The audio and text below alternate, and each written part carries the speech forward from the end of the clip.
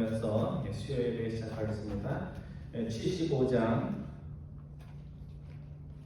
찬송가 75장 통일 찬송가로는 47장입니다. 75장 주여 우리 무리를 우리 찬양하겠습니다.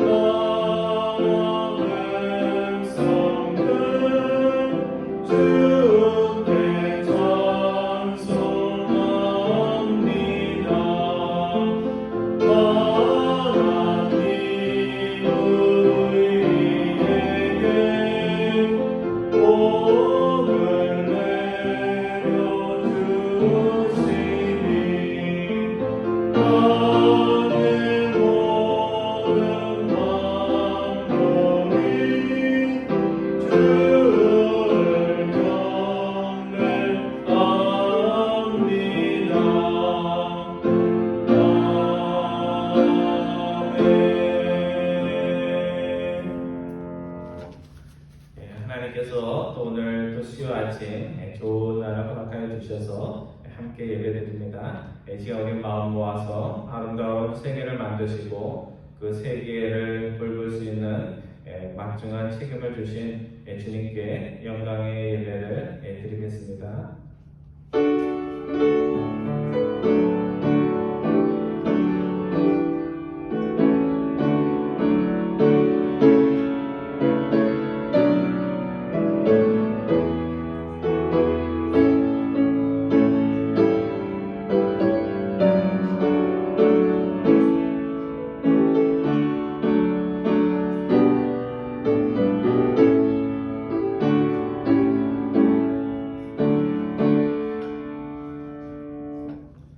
주의 손가락으로 만드신 주의 하늘과 주께서 베풀어 주신 달과 별들을 내가 보오니 사람이 무엇이기에 주께서 그를 생각하시며 인자가 무엇이기에 주께서 그를 돌보시나이까.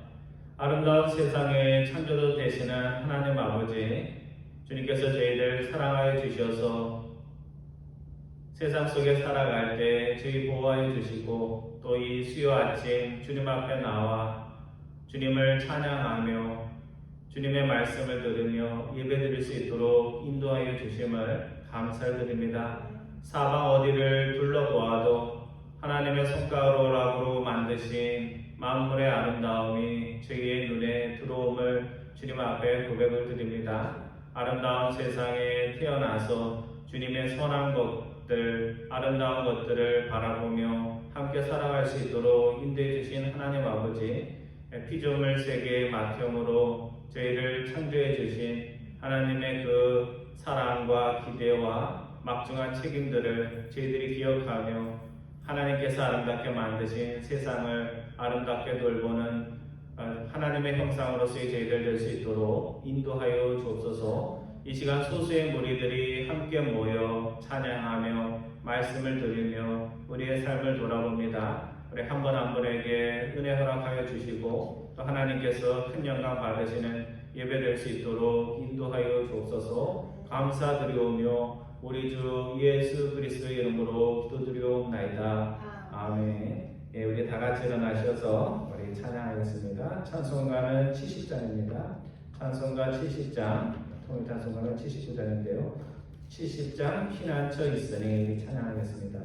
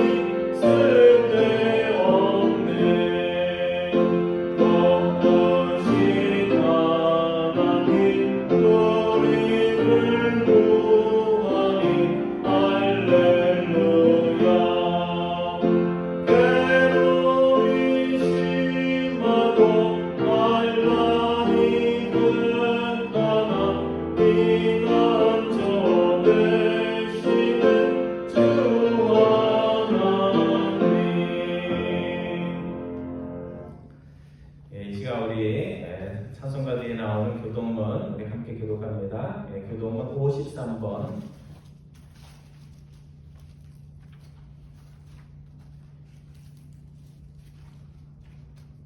교동문 53번 시편으로 121편입니다.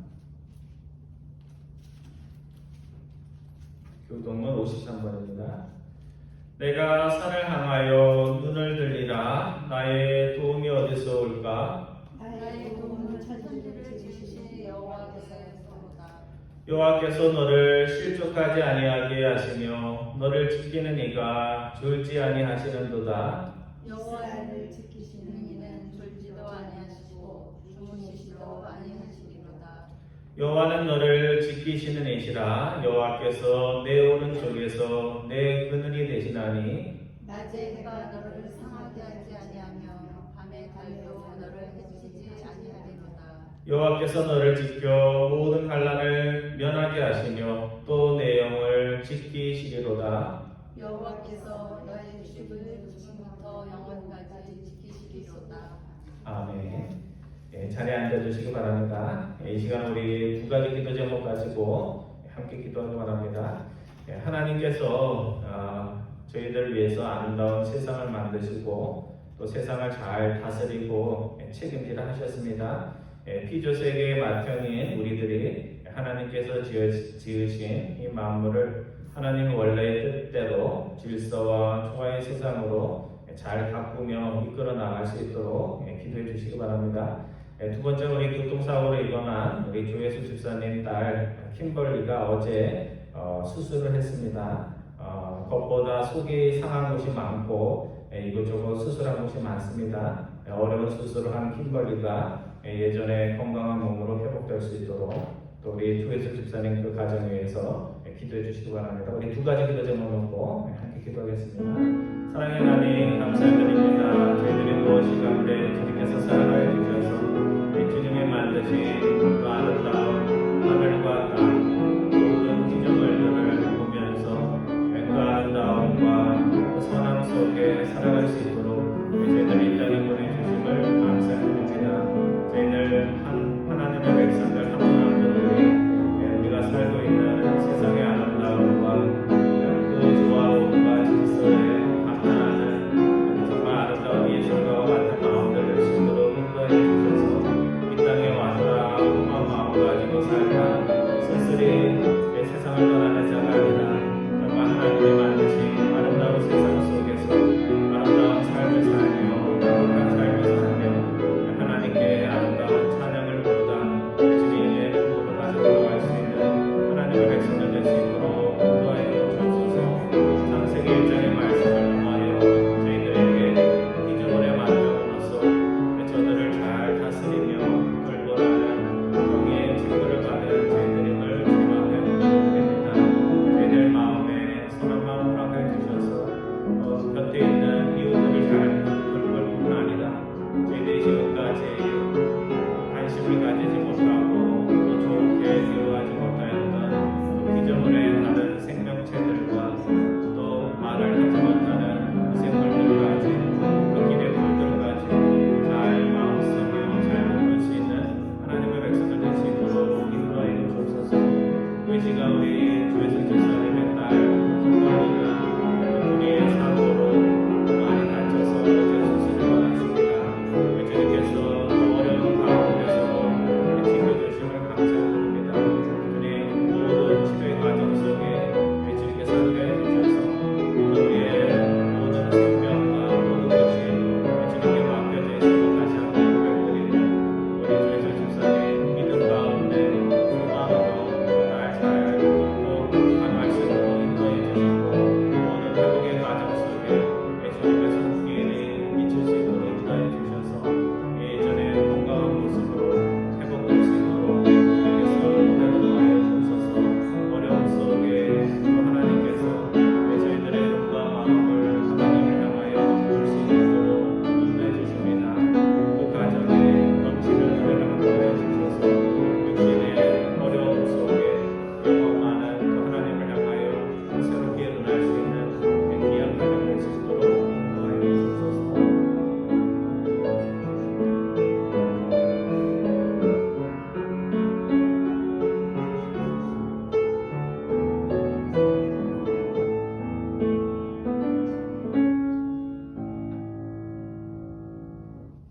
사랑의 하나님 감사드립니다. 수세 무리들이 함께 모여 예배하게 하시고 또 이 시간 같은 기도의 제목을 나눌 수 있도록 인도하여 주심을 감사드립니다. 저들 살아가는 세상이 돈으로 헤아릴 수 없는 얼마나 아름답고 가치 있는 세상인지를 저희들이 때때로 인생의 발걸음을 멈추며 생각하게 됩니다. 왼쪽을 둘러봐도 오른쪽을 둘러봐도 주님의 선하심과 아름다움의 세상이 펼쳐짐에 감사드립니다.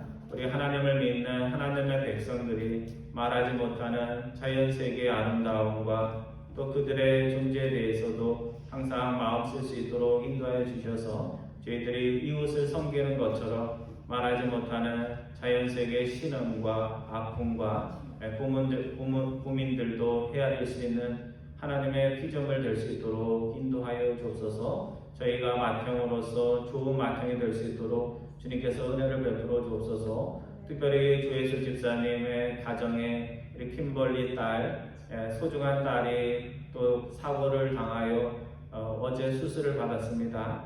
주님, 저희들 삶 속에 더 어려운 일이 있을 수 있는 가운데서도 항상 지켜주셨으리라고 저희들은 믿습니다. 그 가정에 주님의 치료하심과 회복하심이 함께할 수 있도록 인도해 주셔서 치료의 모든 과정 속에 회복의 과정 속에 하나님의 역사와 은혜가 나타날 수 있도록 인도해 주시고 또 어려운 때 그 가정에 하나님을 더욱 바라보며 넘치는 하나님의 은혜를 경험하는 귀한 가정 될 수 있도록 인도하여 주옵소서. 오늘 말씀을 통하여 저희에게 새로운 깨달음과 기쁨과 감격을 저희들 경험할 수 있도록 인도하여 주시기 원하오며 우리 주 예수 그리스도의 이름으로 기도드리옵나이다. 아멘. 오늘 하나님의 말씀은 창세기 1장 말씀입니다.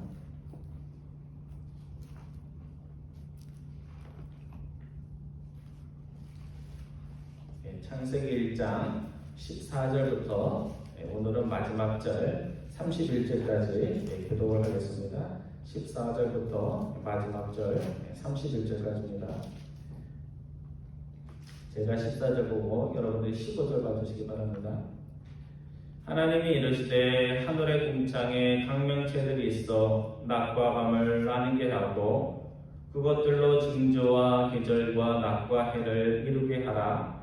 또 광명체들이 하늘의 궁창에 있어 땅을 비추라 하시니 그대로 되니라. 하나님이 두 큰 강명체를 만드사 큰 강명체로 낮을 주관하게 하시고 작은 강명체로 밤을 주관하게 하시며 또 별들을 만드시고 하나님이 그것들을 하늘의 궁창에 두어 땅을 비추게 하시며 낮과 밤을 주관하게 하시고 빛과 어둠을 나누게 하시니 하나님이 보시기에 좋았더라. 저녁이 되고 아침이 되니 이는 넷째 날이니라. 하나님이 이르시되 물들은 생물을 번성하게 하라. 땅이 하늘의 궁창에는 새가 나르라 하시고 하나님이 큰 바다 짐승들과 물에서 번성하여 움직이는 모든 생물을 그 종류대로 날개 있는 모든 새를 그 종류대로 창조하시니 하나님이 보시기에 좋았더라. 하나님이 그들에게 복을 주시며 이르시되 생육하고 번성하여 여러 바닷물에 충만하라. 새들도 땅에 번성하라 하시니라. 저녁이 되고 아침이 되니 이는 다섯째 날이니라. 하나님이 이르시되 땅은 생물을 그 종류대로 내되 가축과 기는 것과 땅의 짐승을 종류대로 내라 하시니 그대로 되니라. 하나님이 땅의 짐승을 그 종류대로 가축을 그 종류대로 땅에 있는 모든 것을 그 종류대로 만드시니 하나님이 보시기에 좋았더라. 하나님이 이르시되 우리의 형상을 따라 우리의 모양대로 우리가 사람을 만들고 그들로 바다의 물고기와 하늘의 새와 각축과 온 땅과 땅에 기는 모든 것을 다스리게 하자 하시고 하나님이 자기의 형상 곧 하나님의 형상대로 사람을 창조하시되 남자와 여자를 창조하시고 하나님이 그들에게 복을 주시며 하나님이 그들에게 이르시되 생육하고 번성하여 땅에 충만하라. 땅을 정복하라. 바다의 물고기와 하늘의 새와 땅에 움직이는 모든 생물을 다스리라 하시니라. 하나님이 이르시되 내가 온 지면에 심해는 모든 채소와 씨 가진 열매 맺은 모든 나무를 너희에게 주리니 너희의 먹을거리가 되리라. 또 땅의 모든 짐승과 하늘의 모든 새와 생명이 있어 땅에 기는 모든 것에게는 내가 모든 푸른 풀을 먹을 거리로 주노라 하시니 그대로 되니라. 하나님이 지으신 그 모든 것을 보시니 보시기에 심히 좋았더라. 저녁이 되고 아침이 되니 이는 여섯째 날이니라. 아멘. 지난 수요일에는 첫째 날부터 셋째 날까지 우리가 말씀을 보았는데요. 오늘은 넷째 날부터 여섯째 날까지 어떤 일이 있었는지 말씀을 통해서 살펴보고자 합니다. 창세기 1장이 창조로부터 시작될 뿐만 아니라 인간에 대한 이야기만이 아니라 동식물에 대한 이야기로 시작하고 있다는 것이 우리에겐 참 의미심장하지 않나 이런 생각합니다. 그러니까 세상이 우리만의 세상이 아니라 하나님이 창조하신 모든 생명체를 위한 세상이라는 것을 다시 한번 생각을 하게 됩니다. 먼저 창세기 저자는 본문 14절 이하 19절의 말씀을 통해서 넷째 날에 만들어진 것에 대해서 말씀을 하고 있는데요. 이렇게 태양, 달 이렇게 얘기하지 않고 하늘의 강면체, 빛을 발하는 물체를 만들었다 이렇게 해서 태양이나 달의 이름을 피하면서 설명을 하고 있습니다. 자, 14절부터 19절까지 말씀을 읽었지만 다시 한번 교독합니다. 제가 14절 보고 여러분들 19절 봐서 19절까지 보겠습니다. 네 번째 날입니다. 하나님이 이르시되 하늘의 궁창에 강명체들이 있어 낮과 밤을 나뉘게 하고 그것들로 징조와 계절과 낮과 해를 이루게 하라. 또 광명체들이 하늘의 궁창에 있어 땅을 비출하시니 그대로 되니라. 하나님이 두 강명체를 만드사 큰 강명체로 낮을 주관하게 하시고 작은 강명체로 밤을 주관하게 하시며 또 별들을 만드시고 하나님이 그것들을 하늘의 궁창에 두어 땅을 비추게 하시며 18절 같이 봅니다. 낮과 밤을 주관하게 하시고 빛과 어둠을 나누게 하시니 하나님이 보시기에 좋았더라. 19절도 같이 보겠습니다. 저녁이 되고 아침이 되니 이는 넷째 날이더라. 넷째 날까지 이제 생명체가 이제 살 수 있도록 모든 환경들을 이렇게 꾸미는 그와 같은 이야기가 펼쳐지고 있습니다. 그래서 14절에 보면 하나님께서 하늘에 뭘 만드셨어요? 강명체, 빛을 발하는 것을 만들어서 태양과 달을 말하는 거죠. 만들어서 낮과 밤이 이렇게 구별될 수 있도록 그렇게 만드신 것입니다. 왜 하나님이 낮과 밤을 만드셨을까? 우리가 한번 생각해 볼 필요가 있어요. 여러분 계속 낮만 있는 데도 있잖아요. 북극에 가면 24시간 낮이 더 긴 그런 지역도 있습니다. 여러분 왜 낮과 밤이 구별이 됐을까요? 낮에는 인간들과 동물들이 열심히 활동하고 할 일하고 밤이 되면 어떻게 하라는 거예요? 일만 하지 말고 자기 소굴에 들어가서 사람을 하면 집으로 돌아가서 쉬라고 하나님께 만들어 놓으신 겁니다. 그래서 하나님이 뭘 할 때는 다 이유가 있어요. 그러니까 그거를 어기면 몸에도 좋지 않고 우리 사회생활에도 좋지가 않습니다. 그래서 16절에 보면 하나님이 큰 강명체 태양을 말하는 거겠죠. 태양을 만들어 낮을 지배하게 하고 작은 강명체 뭐죠? 달을 만들어서 밤을 지배할 수 있도록 그렇게 만들어 주셨습니다. 그러니까 하나님이 세상을 만들 때 한 사람에게 한 존재에게 모든 걸 맡긴 것이 아니라 각자의 영역과 역할을 할 수 있도록 그렇게 해주셨습니다. 그래서 교회도 큰 돌도 있고요, 작은 돌도 있어요. 그러니까 큰 돌은 큰 돌 역할을 하고 또 큰 돌 사이사이 못하는 것들은 누가 해야 돼요? 작은 돌들이 들어가서 메꾸고 그렇게 함으로써 큰 일을 할 수 있습니다. 그래서 낮에 태양이 떠올라가지고 일을 하면 달도 있어요. 낮에도 달이 있습니다. 근데 빛을 멈추고 또 밤에는 달이 나와서 세상을 비출 수 있도록 하나님께서 그렇게 각자의 역할을 맡기셨습니다. 또 한 가지 넷째 날 창조에서 우리가 주목해야 할 것은 15절과 17절에 보면 하나님이 강명체를 만들어서 어디를 비추라고 하셨어요? 땅을 비추라고 하셨습니다. 이게 굉장히 특이한 거예요. 높은 존재가 어디를 비추라고요? 사람이 살고 있고 생명체가 살고 있는 땅을 비추게 그렇게 말씀하셨습니다. 이것을 고대인의 시각으로 보면요, 굉장히 레보루셔너리, 혁명적인 그런 말이라고 할 수 있어요. 왜냐하면 그 당시 사람들은 태양이나 달을 보면서 어떻게 했어요? 신이라고 생각하고 섬겼어요. 우리 옛날 할아버지 할머니들도 산에 올라가가지고 큰 바위 앞에서 이렇게 빌면서 기도하고 그랬잖아요. 자연 자체가 인간에게 어떤 삶의 터전보다도 신적인 의미들을 가지고 있었습니다. 그런데 오늘 성경은 뭐라고 해요? 태양이든지 달이든지 너희의 종교적 섬김을 받아야 되는 존재가 아니라 너희를 위해서 땅을 비치도록 하나님이 창조하셨다 이렇게 말씀을 하고 있는 것입니다. 그래서 창세기 기사를 읽으면서 옛날 사람들은 아마 이 말씀이 굉장히 파격적으로 와닿았을 것입니다. 야, 태양이 신이 아니고 하나님이 우리를 위해서 창조해 주신 피조물이구나 하면서 태양이나 달, 자연세계에 대한 잘못된 생각들을 굳힐 수 있었을 것입니다. 그래서 하늘의 태양과 달은 너희가 섬길 신이 아니라 너를 섬기라고 하나님이 만드신 피조물에 불과하다는 것을 창세기 1장은 분명하게 선포를 하고 있는 것입니다. 본문 20절 이하 23절 짧은 말씀이죠. 그것은 하나님께서 5번째 날에 하신 일들에 대해서 간략하게 기술을 하고 있습니다. 그래서 하나님은 넷째 날까지 바다의 물고기와 하늘의 새와 땅의 생명체들이 살 수 있는 모든 환경을 창조하시고, 사람으로 얘기하면 집을 다 창조하시고, 다섯째 날부터는 어떻게 해요?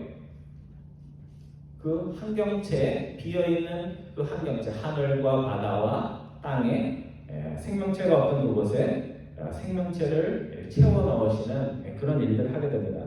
여러분, 아파트 단지에 막 건물이 아무리 멋있게 올라가고 뭐 비싼 아파트가 들어서도 그곳에 주민이 살지 않는다고 하면 아파트라고 할 수 있나요?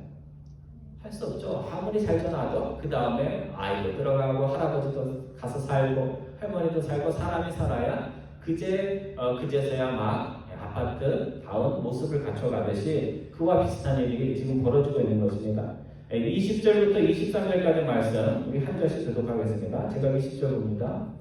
하나님이 이르시되 물들은 생물을 번성하게 하라. 땅의 하늘의 공창에는 새가 나르라 하시고, 하나님이 큰 바다 짐승들과 물에서 번성하여 움직이는 모든 생물들을 그 종류대로, 땅에 있는 모든 새를 그 종류대로 창조하시니 하나님 보시기에 좋았더라. 하나님이 그들에게 복을 주시며 이르시되 생육하고 번성하여 여러 바닷물에 충만하라. 새들도 땅에 번성하라 하시니라. 저녁이 되고 아침이 되니 이는 다섯째 날이니라. 20절과 21절에 보면 하나님이 하신 일들이 나옵니다. 그래서 하나님이 비어져 있던 물, 그러니까 바다, 뭐 개천 이런 거죠. 거기에 물고기를 채우시고, 땅의 하늘에는 또 뭘 채우셨어요? 새를 채우셨습니다. 동물 얘기는 이제 여섯째 날에 나오고요. 아직 나오지 않습니다. 그래서 가끔 바다에 가면 새들이 바닷가에 많잖아요. 근데 하늘을 이렇게 쫙 날다가 조그만한 새요. 갈매기는 아니고 그런 새들이 바다로 이렇게 수직해가지고 90도로 이렇게 바다를 향해서 굴두박질 칠 때가 있어요. 그렇게 해가지고 충격이 대단할 것 같은데 뭐 하는 건가 이렇게 보면 뭐 하는 것 같아요, 여러분. 물 먹으려고 하는 게 아니고 물 먹으려고 그렇게 안 가겠죠. 그래서 급하게 이렇게 막 날르다가 물고기가 이렇게 물속에 가면 그걸 보고 작은 물고기를 잡아먹기 위해서 가는 겁니다. 그래서 제가 그걸 보면서 야, 창세기 말씀이 어떻게 이렇게 조화를 이루나, 그렇죠? 지금 뭐랑 무슨 얘기야? 물고기랑 새 이야기가 나오는데 매치가 되는 거예요. 그래서 저는 산골에서 자라서 넓은 바닷속에 큰 넓은데 다양한 종류의 물고기가 있어가지고 그것을 낚싯줄로 잡힌다는 게 너무너무 저는 신기해요. 그리고 바다 근처에 사는 새들이 바다에 있는 그 물고기를 잡아먹으면서 죽지 않고 굶어 죽지 않고 산다는 것이 저는 너무너무 신기합니다. 근데 안타까운 일은 뭐냐면 하나님께서 바다에 그 속에 많은 물고기, 다양한 물고기를 만드시고 하늘의 새들을 번성하게 해주셨는데 이제는 인간이 큰 물고기를 많이 잡아먹고, 잡아먹는 게 문제가 아니고 잡아먹을 때 그 작은 송사리 같은 것들까지 그물로 다 긁어가지고 그걸 잡아가지고 이제는 물고기가 점점 줄어들고 있다는 것입니다. 그래서 예전에 제가 참치 이야기를 한 적이 있는데요. 이 원양어선 선장이 요즘 얼마나 레이더가 발달되어 있어요. 물고기를 더 잘 잡아요. 어디에 물고기 떼가 있는지 다 잡는데도요. 그 레이더가 있어도 결국에 만안경을 가지고 이렇게 보더라고요. 그래서 물보라가 일어나고 숨을 쉬잖아요, 물고기들도. 그래서 이렇게 파도가 치고 그 위에 이제 갈매기들이 물고기 있는데 항상 새들이 왔다 갔다 해요. 그래서 그런 걸 찾아가고 하는데 점점점 바다에 참치가 없어가지고 이것저것 그 큰 바다를 다 헤매면서 잡는데 물고기는 줄어들고 참치를 잡으려면 큰 배들은 많아져서 점점 참치 잡는 것이 힘들다는 그런 이야기를 하는 것을 보았습니다. 그래서 이렇게 큰 배를 몰고 물고기를 잡는 사람도 그러니 작은 배를 타고 동남아시아에 있는 그 어민들은요 배 하나 타고 가가지고 큰 그물로 참치를 잡는 게 아니라 낚시를 해요. 낚시. 그래서 줄로 해갖고, 그러니까 뭐 직업이 따로 없으니까 그 낚시줄로 이렇게 내려가지고 하염없이 기다리는 거예요. 2주, 3주 물고기를 잡는데 한 20명이 나가면 참치 잡는 사람은 한 2-3명. 그 사람들은 월급을 받고 돌아오고 나머지 사람들은 그냥 있는 동안에 돈 안 내고 밥 먹은 걸로 이렇게 하는 것을 보았습니다. 그래서 하나님은 비어있는 바다에 물고기를 차곡차곡 채워주시는 일을 하셨는데 인간들은 꽂아놓은 꽃감 빼먹는 것처럼 바다의 물고기들을 계속 가져가기만 해서 바다가 점점 비어지고 있다는 것입니다. 그래서 요즘 많은 나라에서는 생각 있는 사람들이 치어, 그 물고기 새끼를 말하는 거죠. 치어를 키워서 바다로 보내줘요.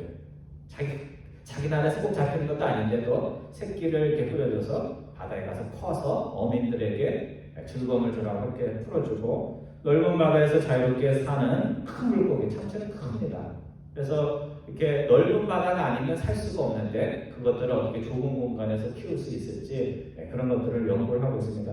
여러분 눈을 들어 하늘을 보면 하늘에 새가 있고 바다에 가면 그 속에 각양각색의 물고기가 있다는 것 오늘 우리에게는 너무 당연한 것이지만 정말 우리가 피조물의 맏형으로서 우리의 책임을 다하지 않으면 우리의 손자의 손자가 되는 그때는 바다에 갔는데 바다에 뭐가 없어요? 물고기가 없어서 이스라엘 땅에 가면 신기한 바다가 나 있죠. 그게 뭐예요? 사해. 이름이 끔찍하잖아요. 그렇죠? 죽음의 바다. 근데 거기는 정말로 물고기가 하나도 없어요. 소금이 너무 짜가지고 그런 사회 같은 일들이 벌어질 수 있습니다. 그래서 오늘 우리가 하늘에서 새를 보고 바다에서 물고기를 보는 것은 하나님이 태초에 만드신 그 세상을 아직도 보고 있는 것입니다. 그래서 하나님께서 오늘 우리에게 너희가 지금 보고 있는 그 아름다운 세상, 자연을 너희 손자의 손자, 손녀의 손녀들에게도 물려줘야 된다 하는 이야기를 오늘 말씀을 통해서 하고 있는 것입니다.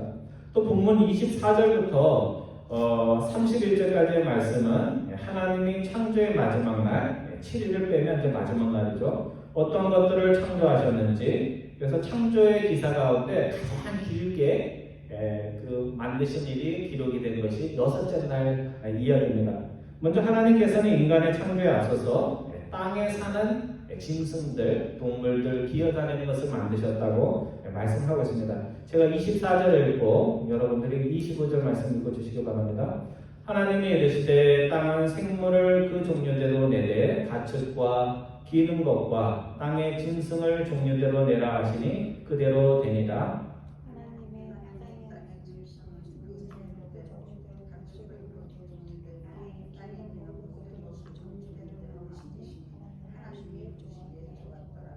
계속 반복되는 말씀이 뭐예요? 24절과 25절에서 계속 반복되는 말씀. 그 종류대로 몇 번이나 나와요?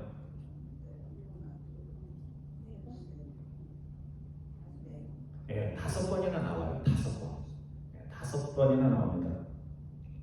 그래서 하나님께서 땅에 그 동물들을 만들 때 한 종류만 만들지 않고 그냥 사람만 만들면은 편할 것 같잖아요. 근데 사람만 만든 게 아니고 짐승들 만들 때도 한 종류가 아니라 다양한 종류, 모양도 다르고 생긴 것도 다른 다양한 종류를 만들었다는 겁니다. 그래서 발이 없는 것들은 기어다니게 하시고 발이 있는 것은 걸어다니게 하시고 동물들도 각양의 모양으로 다양하게 만들었다는 겁니다.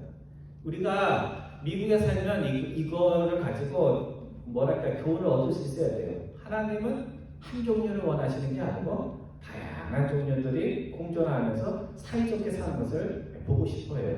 그러니까 피부색도 흰색만 살기를 원하시는 게 아니라 검은색도 살고 우리처럼 뭐라 그래야 돼? 누런색 사람도 살고 그래서 하나님은 한 가지 색깔에 그것만 멋있다 이렇게 하지 않고 다양한 사람들과 다양한 짐승들이 살 수 있도록 그렇게 했다는 겁니다.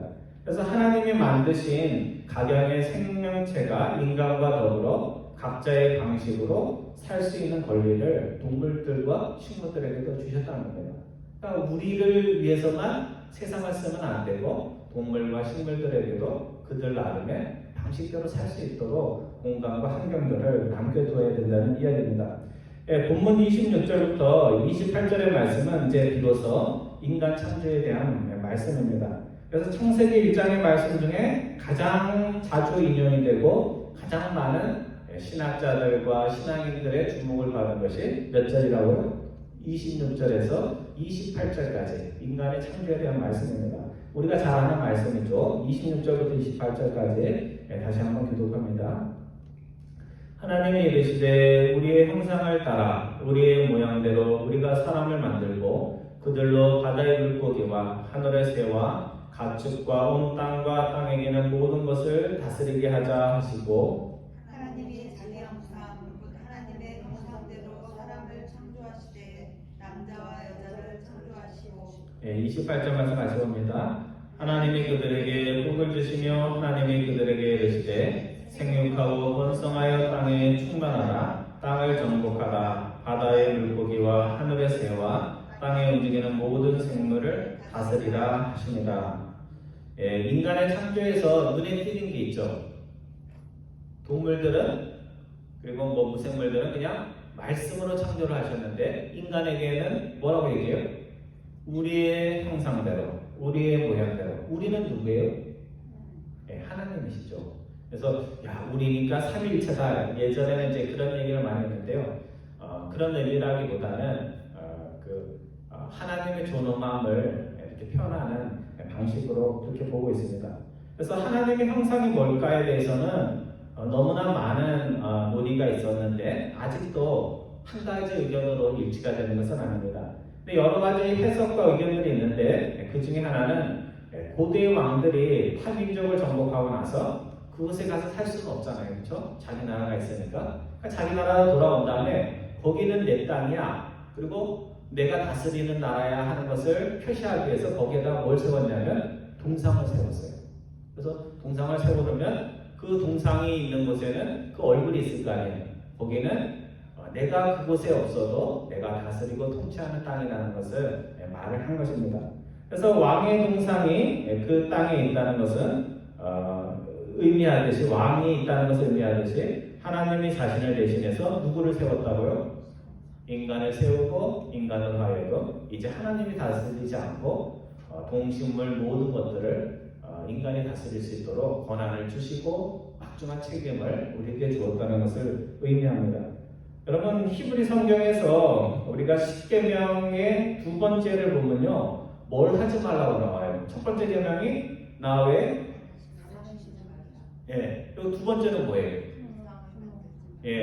우상을 만들지 마라. 하나님을 만들지 말라. 하나님에 대한 어떤 형상도 만들지 말라는 거예요. 왜 그런 말씀하셨을까요? 하나님의 형상으로 만들 수도 없을 뿐만 아니라 형상을 만들어 놓고 그것을 하나님이라고 섬기는 그 이스라엘 주변의 가나안의 그 우상 숭배와 너희들이 나를 섬기는 것을 이렇게 헷갈려 할까봐 그것을 하지 않도록 한 것입니다. 근데 유일하게 구약 성경에서 형상에 대한 이야기가 나오는데 그 형상의 이야기가 어디에 나온 거예요? 인간이 하나님의 형상으로 만들어졌다 이야기하는 겁니다. 그러니까 형상이란 말에 대해서는 두드러기 이거 우상숭배랑 연결이 되기 때문에 이 말은 쓰지 말아야 되는데도 불구하고 인간에 대해서 하나님의 형상이라는 말을 썼다는 의미는 뭐예요? 이 말이 아니고서는 인간에게 주어진 존엄함, 인간에게 맡겨진 그 책임을 충분히 얘기할 수 없어서 위험스러운 말인 이 형상이라는 말을 썼다는 것입니다. 그래서 인간이 이처럼 특별한 사명과 위임을 수행하기 위해서 하나님으로부터 창조되었다는 것을 말하기 위해서 이 원치 않는 단어, 형상, 위험한 단어, 형상이라는 말을 쓴 것입니다. 오늘 우리가 학교에서 반장을 뽑고 교회에서 재직을 뽑고 세상에서 대통령을 뽑을 때 어떤 사람을 뽑습니까? 우리가 잘은 몰라도 나랑 비슷한 사람을 뽑는 게 아니라 그래도 나를 다스릴 사람이니까 나보다는 나은 사람을 뽑습니다. 그래서 능력도 있나, 배운 것도 많나 그것도 보고, 지혜도 있나, 경력도 있나도 보고, 또 나를 섬길 줄 아는 그 섬김의 마음이 있는지, 또 성품도 나보다 나은 사람인지, 그런 사람 안 뽑으면 뭐라고 그래요? 다른 교회에서 장로님이나 재직을 뽑았는데 내가 봐도 나도 될 수 있는 사람을 뽑으면 뭐라고 그래요? 저런 사람을 뽑으면 나밖에 사람이 없나 하는 그런 얘기를 우리가 하잖아요. 그래서 인간사의 행복과 불행은 어디서 오냐면요, 지도자들에게서 옵니다. 그래서 좋은 지도자를 뽑으면요, 그 공동체가 행복해요. 그런데 자격이 미달인 사람을 뽑으면 어떻게 돼요? 공동체에 어려움이 옵니다.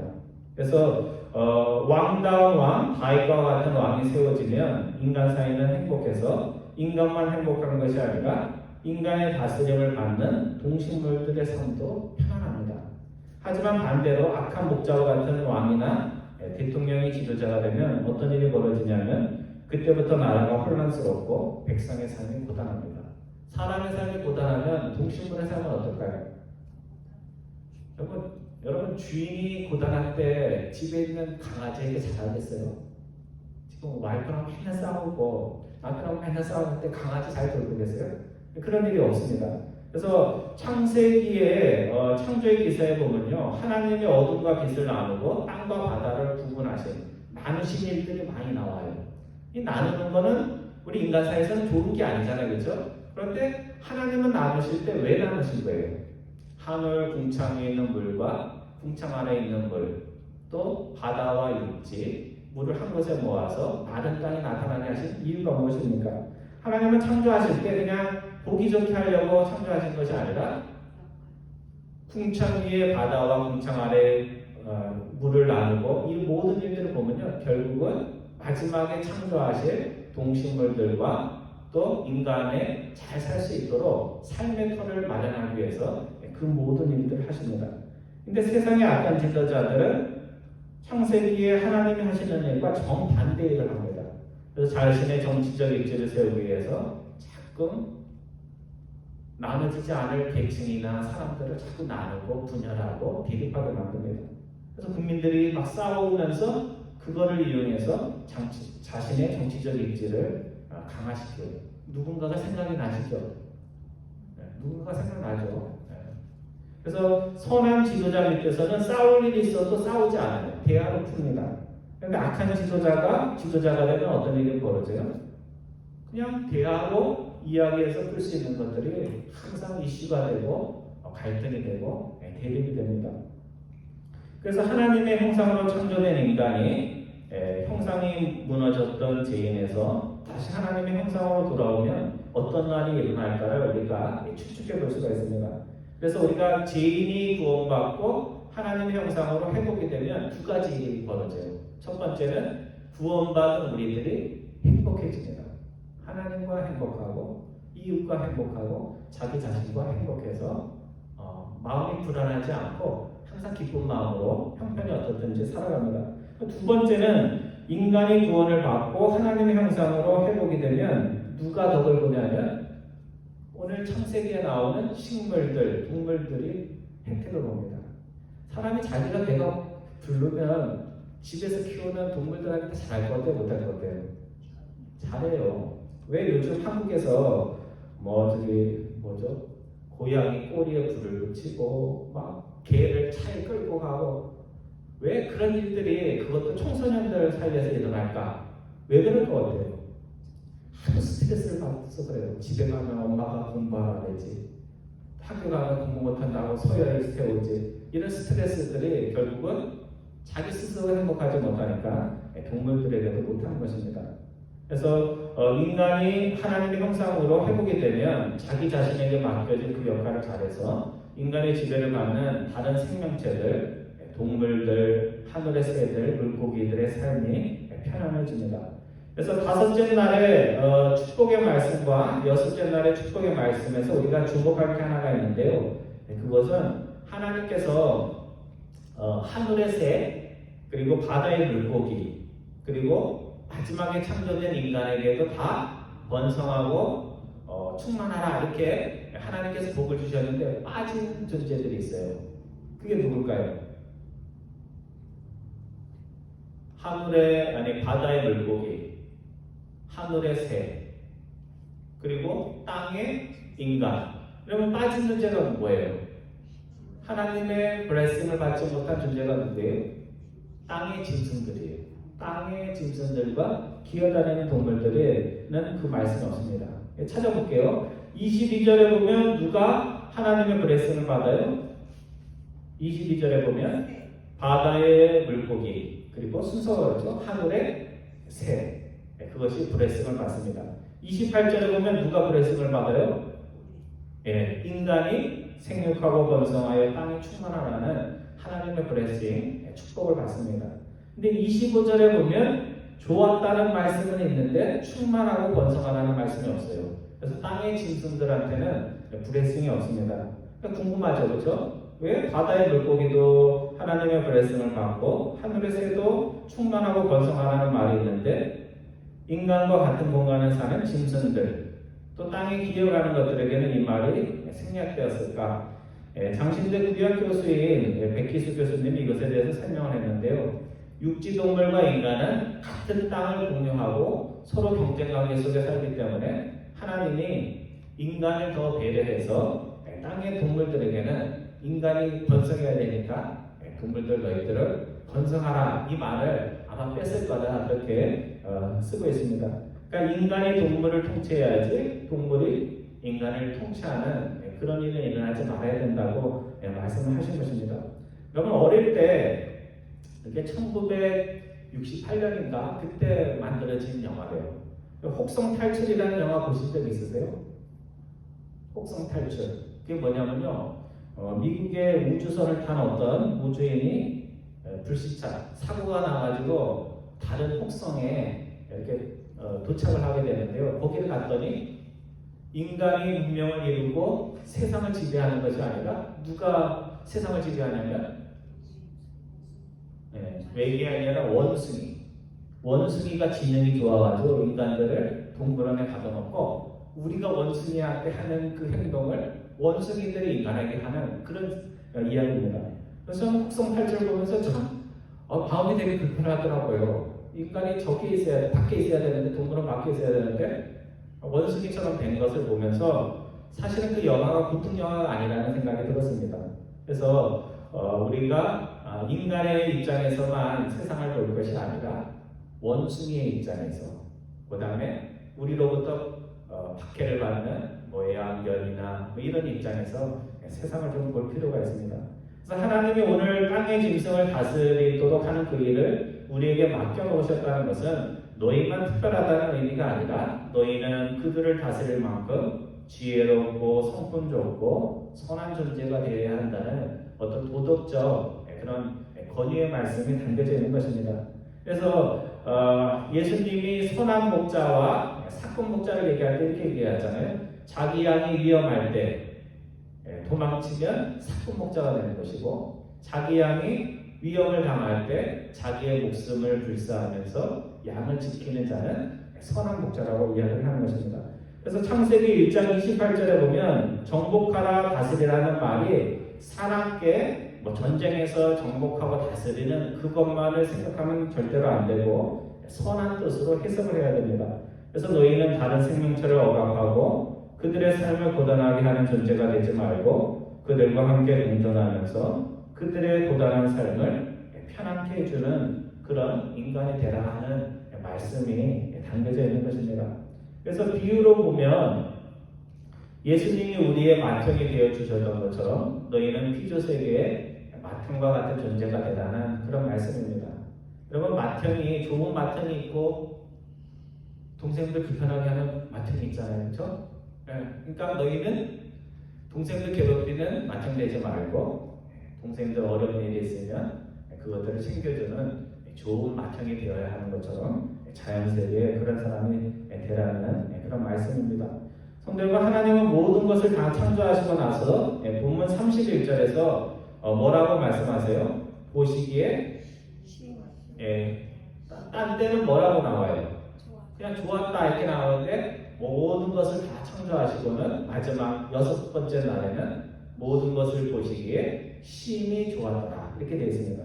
그래서 피조세계의 마지막으로 창조된 인간만 보시고 하신 말씀이 아니라 모든 것을 창조하시고 혼돈에 있던 세상이 질서로 바뀌고 그것들이 이제 하나님 보시기에도 더 이상 아름답고 좋을 수 없다는 것을 아시고 그냥 좋았다가 아니라 심히 좋았다. 영어로 하면 굿이 아니라 뭐예요? 베리 굿이라고 그렇게 감탄문을 바라신 것입니다. 오늘 우리는 하나님이 심히 좋았다고 감탄해 하신 그 세상에 살고 있는 것입니다. 하나님도 감탄했는데 우리가 감탄 안 하면 어떻게 돼요? 굉장히 무감각하거나 감사할 줄 모르는 사람이죠. 우리가 살면서 참 세상이 아름답고 정말 아름답구나 하는 그런 감탄사가 자꾸 나와야 돼요. 그죠? 건강한 몸과 마음으로 세상을 살고 있다는 것에 대해서 감탄할 수 있어야 됩니다.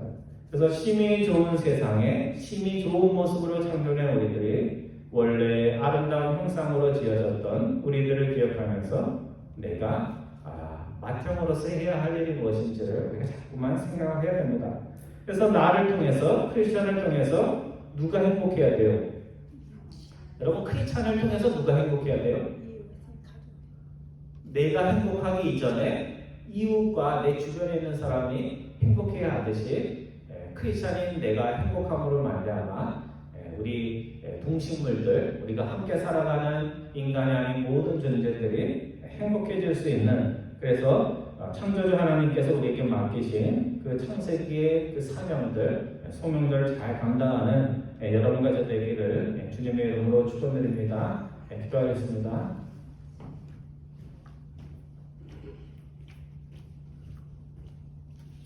사랑의 하나님, 저희들이 무엇이 간데 저희를 위해 또 다른 생명체들을 위해 이 아름다운 자연을 창조하시고 또 저희들이 무엇이 간데 하나님께서 그 생명체 중에 가장 소중한 역할을 할 수 있도록 또 저희들에게 지혜를 주시고 또 존귀한 성품을 허락하여 주심을 감사를 드립니다. 동생들의 고단한 삶을 편안케 하는 맏형처럼 저희들이 피조 세계의 다른 존재들에게 좋은 맏형이 되어서 동식물들에게 기쁨이 될 뿐만 아니라 하나님이 창조하신 원래 창조의 계획에 합당한 그런 피조물 될 수 있도록 인도하여 주옵소서. 감사드리오며 우리 주 예수 그리스도의 이름으로 기도드리옵나이다. 아멘. 우리 다 같이 일어나셔서 마지막 찬양하겠습니다. 438장 찬송가 438장 통일 찬송가로는 495장입니다. 내 영혼이 인천이고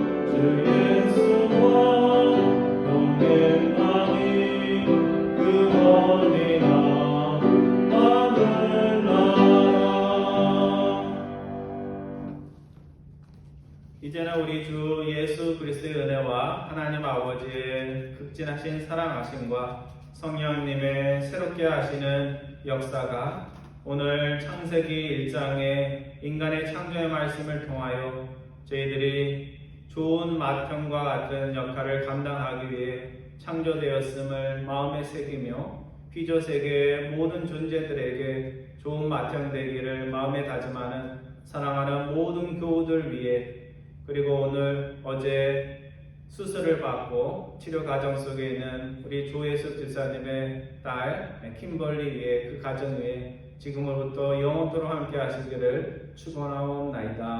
아멘.